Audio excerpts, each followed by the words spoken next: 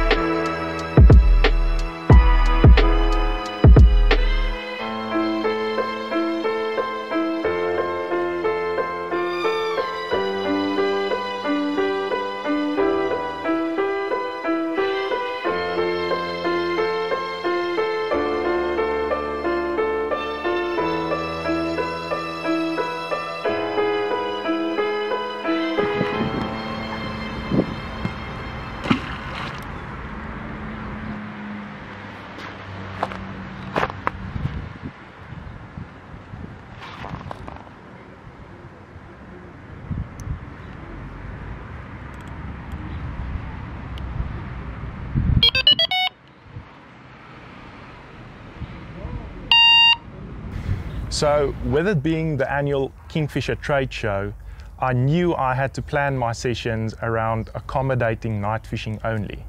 So the first port of call was to actually interrogate the area out in front of me to determine exactly what I'm faced with. Now, I know they've recently did a bit of snag removal, particularly out in this area in front of me. They removed a few monster snags. So I knew that I had to make sure that the areas I would choose to target or choose to fish needed to be completely snag free, and I needed to be able to effectively present a rig in this area. Now, the first thing I did is I actually jumped on the boat, I got my deeper out, and I did a bit of feature finding.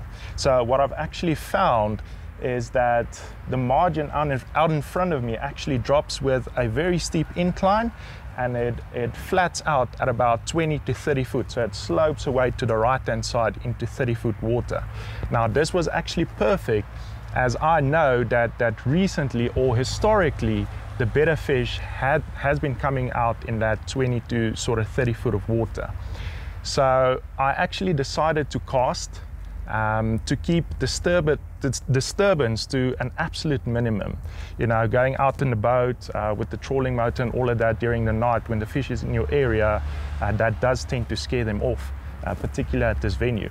So what I've actually did to aid with the casting, now because I've only casted about 30 meters out, it is a bit difficult to find a horizon marker during the night to cast to. So what I've actually done is I took my H markers and I dropped my H markers on the edge of the far drop off. It drops from 20 to 25 foot and 25 to 30 foot, which is about 10 meters behind the actual spots I was fishing. Now my H blocks actually has reflective tape on, so I knew that if I had to make a recast during the night, I would simply take my headlamp, place it on this wall next to me, which meant that the light from my headlamp would actually reflect off of the reflection tape, and I would get the perfect cast every single time. Now, I'm not actually sure at what exact distance I'm wrapped up, because it's near on impossible to actually get distance sticks in the ground around the swim I'm fishing. So for that reason, I've actually adopted the old school method of walking your rods along the pathway, having a marker on the ground and then clipping onto that marker.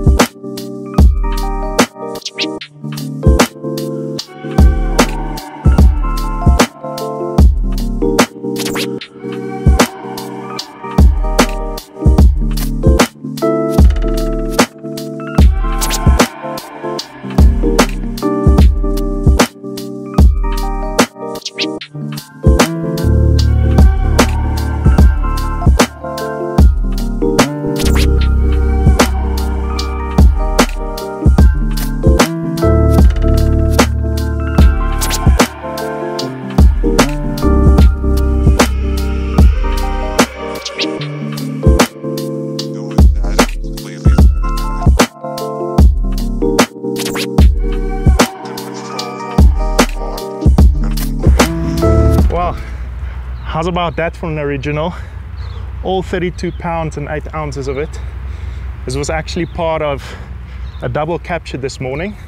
The other one weighed 31 pounds and 10 ounces. This one came on the left-hand rod on the pink fake maize with the spinner rig in that 20 foot of water. And the other one actually came on the right-hand rod in the bit deeper water, 25 foot. And yeah, proper result.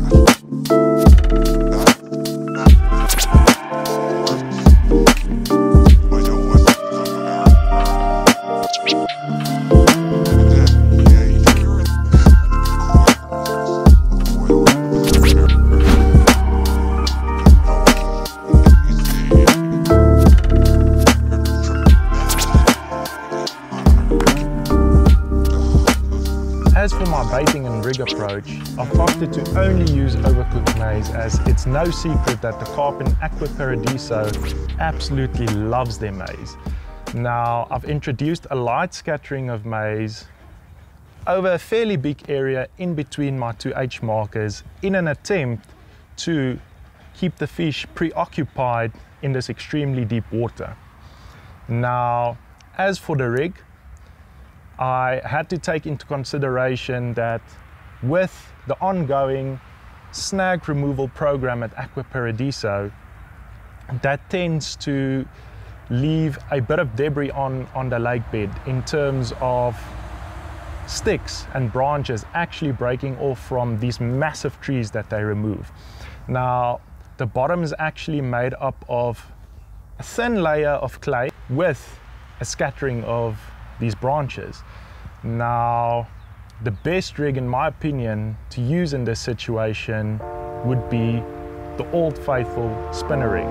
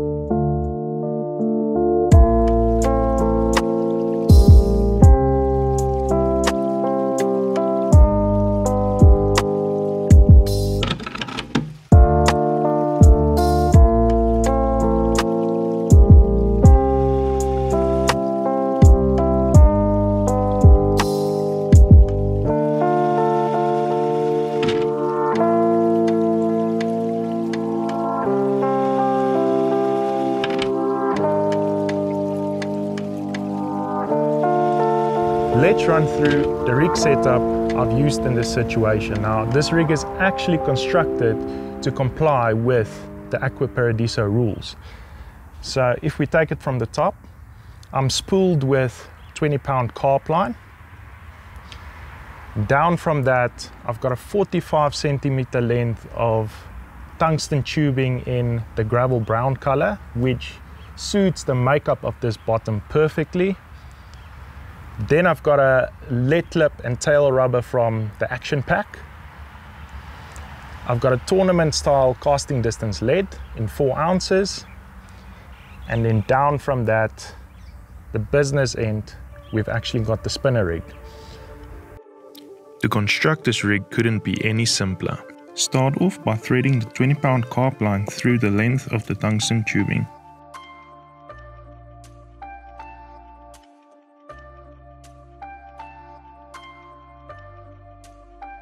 Follow this by the tail rubber and the sleek lead clip.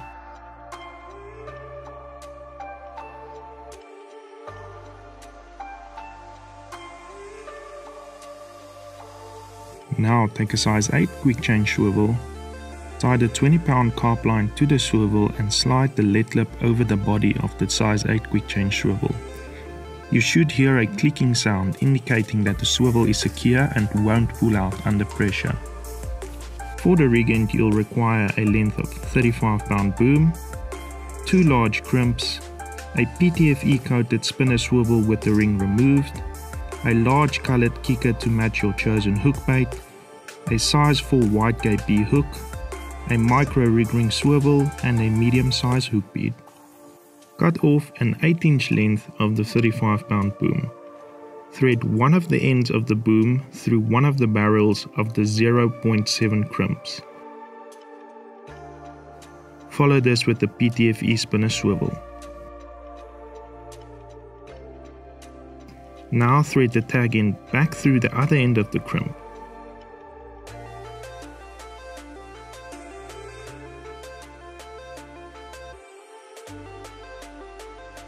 With a large slot on the crimping tool, crush the crimp with generous force, ensuring firstly that the two barrels of the crimp lines up perfectly with the two slots in the crimping tool.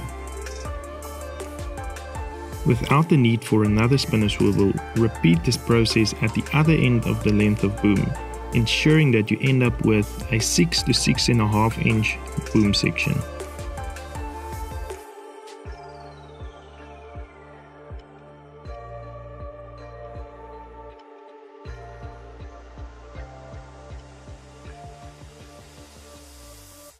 Now take a large kicker in your chosen color. Cut a millimeter piece off of the fatter end of the kicker and thread the kicker from the fat end over a size 4 wide gape barbless hook.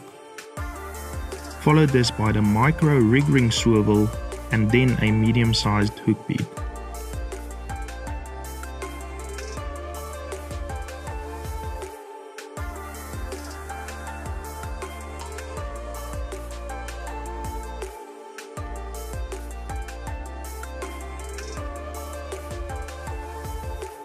Now you can simply attach the hook end to the boom section via the hook on the spinner swivel. Always ensure to pull the kicker over the hook height to secure the connection between the hook and the spinner swivel. To ensure that the rig always presents as intended on the lake bed, with the hook standing proud above any bottom debris, you can add a small piece of dark matte tungsten putty over the crimp at the hook end.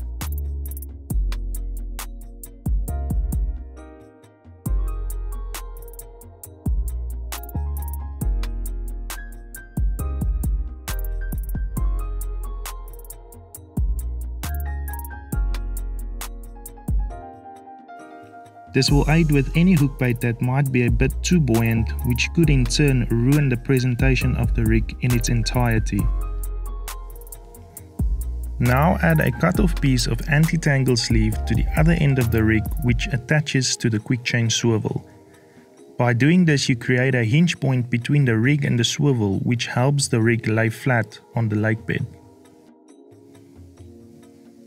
By this point the rig is complete, however you can now take a puller and chodder tool to stretch the boom material to ensure that the rig always sits straight on the lake bed rather than curve, which might poke up to create an arc and ruin the presentation.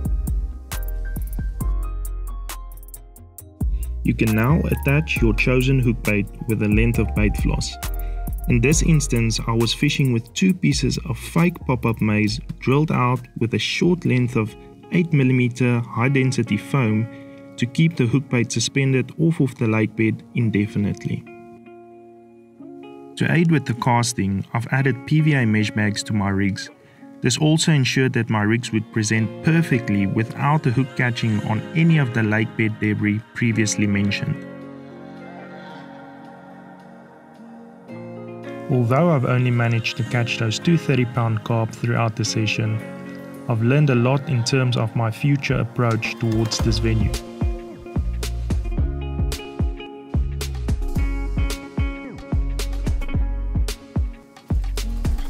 These tactics won't apply for every swim around the lake, as every area comes complete with its own challenges, some being deeper and some being snaggier. I'll definitely be adopting my approach as the season and the carp's behavior changes.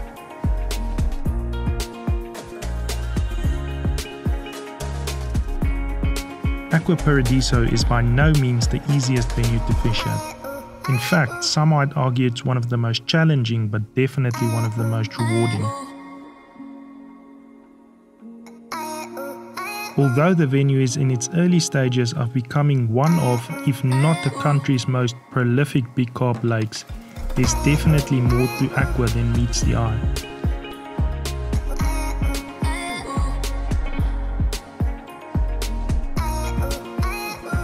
With super carpy vibes, scenic backdrops, and over 200 fast-growing Israeli strain mirror carp calling this venue their home, you can be sure that the very near future holds stuff of any big carp angler's dreams.